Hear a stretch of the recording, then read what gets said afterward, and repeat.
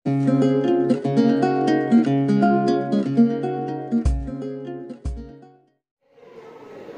Weavers, నా పేరు శాతవాహన.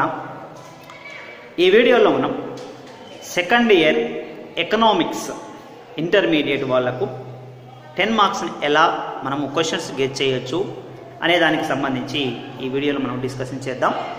చూడండి, ఇంటర్మీడియట్ ఎగ్జామినేషన్ రాయబోతున్నారు second year students, Telugu medium వాళ్ళకు క్వశ్చన్స్ ఎలా గెట్ చేయవచ్చు, క్వశ్చన్స్ ఎలా వస్తాయి, ఎలాంటి క్వశ్చన్లు మనకు ఎక్కువగా ఇంపార్టెంట్గా మనం చేసుకోవచ్చు అనే దానికి సంబంధించి ఈ వీడియోలో మీకు చూపిస్తాను.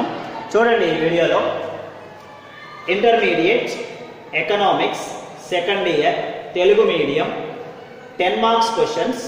ఇందులో మీకు 5 క్వశ్చన్స్ వస్తాయండి. 5 క్వశ్చన్స్లో మనం రాయాల్సింది 3 క్వశ్చన్లు.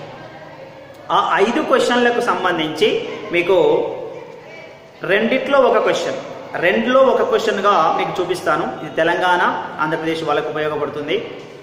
ఎలాంటి క్వశ్చన్లు ఎలా అడుగుతున్నాడు ఎగ్జామినేషన్లో అనే దానికి సంబంధింస్తే మనకు ఎగ్జామినేషన్లో వచ్చే క్వశ్చన్లు 5 క్వశ్చన్లు, 5 క్వశ్చన్లకు 10 మార్క్స్, 50 మార్కుల మనకు క్వశ్చన్ పేపర్ ఉంటుంది.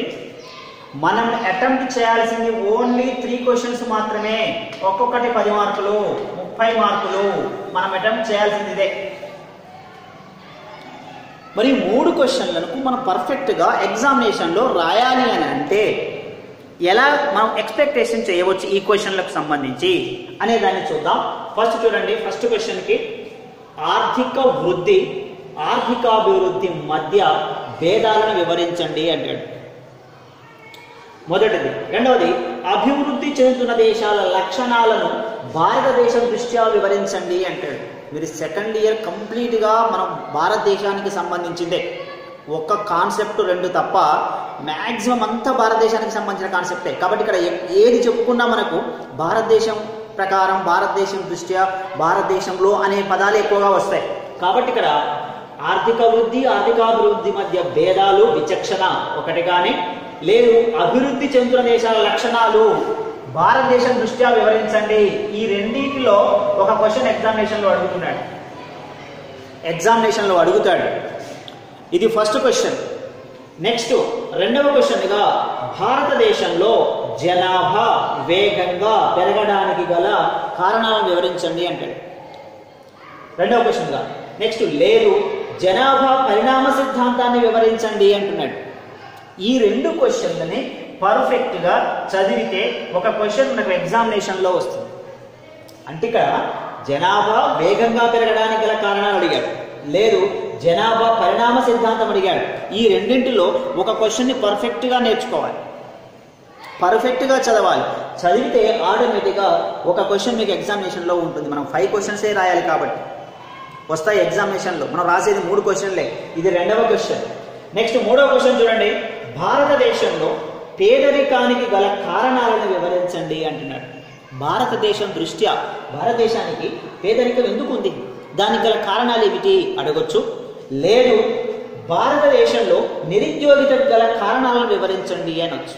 అంటే పేదరికం, నిరుద్యోగిత ఇవి రెండిట్లో ఒక క్వశ్చన్ ఎగ్జామినేషన్లో మీకు అడిగే అవకాశం ఉంటుంది. కాబట్టి ఆ విధంగా మనము పేపర్ని ఎక్స్పెక్టేషన్ చేసుకొని మనం చదవగలిగితే ఎగ్జామినేషన్లో ఎక్కువ మార్కులు పొందేటటువంటి అవకాశం ఉంటుంది. నెక్స్ట్ 4వ క్వశ్చన్గా చూడండి, భారత వ్యవసాయ రంగంలో అల్ప ఉత్పాదకతకు గల కారణాలు వివరించండి అంటున్నాడు. భారతదేశంలో వ్యవసాయ రంగంలో అల్ప ఉత్పాదకత ఎందుకు ఉంది, దీనికి గల కారణాలు ఏమిటి వివరించండి అంటున్నాడు. లేదు, భారతదేశంలో గ్రామీణ రుణగ్రస్తతకు గల కారణాలను వివరించండి. రుణగ్రస్తతకు గల కారణాలు ఏమిటి అన్నప్పుడు ఈ రెండింటిలో నుంచి ఒక క్వశ్చన్ మనం ఎగ్జామినేషన్లో అడుగుతున్నాం. కాబట్టి ఆ 2 క్వశ్చన్లు మనం గెస్ చేసి చదవగలిగితే ఎగ్జామినేషన్లో ఒక క్వశ్చన్ ఎగ్జామినేషన్లో మనకు వస్తుంది. నెక్స్ట్ 1991 పారిశ్రామిక విధాన తీర్మానాన్ని వివరించండి అంటున్నాడు. 91వ పారిశ్రామిక విధాన తీర్మానం. 1 లేదు, చిన్న తరహా పరిశ్రమలు ఎదుర్కొనేటువంటి సమస్యలు ఏమిటి అంటున్నాడు. సో ఈ క్వశ్చన్లలో రెండింటిలో నుంచి ఒక క్వశ్చన్ని ఎగ్జామినేషన్లో మీకు అడుగుతున్నాడు. మళ్ళీ ఒకసారి చూడండి. అభివృద్ధి, ఆర్థికాభివృద్ధి మధ్య భేదాలు ఒకటి. నెక్స్ట్ అభివృద్ధి చెందుతున్న దేశాల లక్షణాలు ఒకటి భారతదేశం దృష్ట్యా. నెక్స్ట్ భారతదేశంలో జనాభా వేగంగా పెరగడానికి గల కారణాలు, జనాభా పరిణామ సిద్ధాంతం. ఈ రెండింటిలో ఒక క్వశ్చన్ లేదు. ఈ రెండింటిలో ఒక క్వశ్చన్ లేదు. భారత వ్యవసాయ రంగంలో అల్ప ఉత్పాదకతకు గల కారణాలు.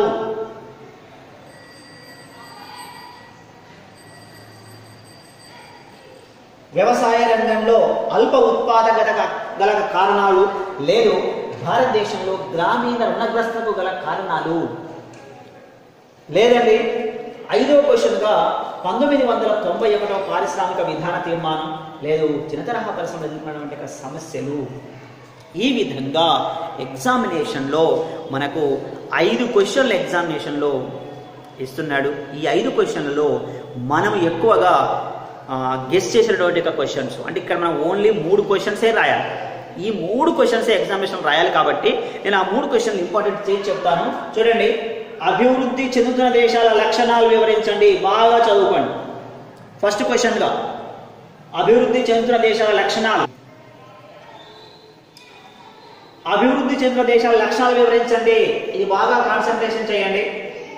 తర్వాత భారతదేశంలో జనాభా వేగంగా పెరగడానికి గల కారణాలు ఏమిటి? ఈ క్వశ్చన్ బాగా కాన్సన్ట్రేషన్ చేయండి. తర్వాత భారతదేశంలో పేదరికానికి గల కారణాలు ఏమిటి? బాగా కాన్సన్ట్రేషన్ చేయండి. భారతదేశంలో వ్యవసాయ రంగంలో అల్ప ఉత్పాదకత గల కారణాలు ఏమిటి? కాన్సన్ట్రేషన్ చేయండి. 91వ తీర్మానాన్ని వివరించండి. కాన్సన్ట్రేషన్ చేయండి.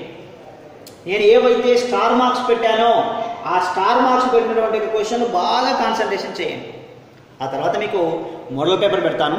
ఆ మోడల్ పేపర్లో ఎలా ఇంకా ఇంపార్టెంట్ క్వశ్చన్స్ ఇందులో మనం సెలెక్ట్ చేసినవి అవి పెడతాను. సరే, ఎనీహౌ మీకు చదువుకోవాలనే ఉద్దేశంతో టైం తక్కువగా ఉంది కాబట్టి మనకు ఇక్కడ ఈ స్టార్ పెట్టినటువంటి క్వశ్చన్స్ని బాగా కాన్సన్ట్రేషన్ చేయండి. దాంతో ఎగ్జామినేషన్లో మీరు రాసే 3 క్వశ్చన్లు కంపల్సరీగా ఎగ్జామినేషన్లో దిగుతాయి. ఏపీ వాళ్ళకి కానీ టీఎస్ వాళ్ళకి కానీ మీరు రాయబోయేటువంటి 3 క్వశ్చన్లు ఖచ్చితంగా ఎగ్జామినేషన్లో మీకు ఉంటాయి. అవి మీరు ఎగ్జామినేషన్లో రాయొచ్చు. సో ఇది సెకండ్ ఇయర్ తెలుగు మీడియం వాళ్ళకు ఇంపార్టెంట్ క్వశ్చన్.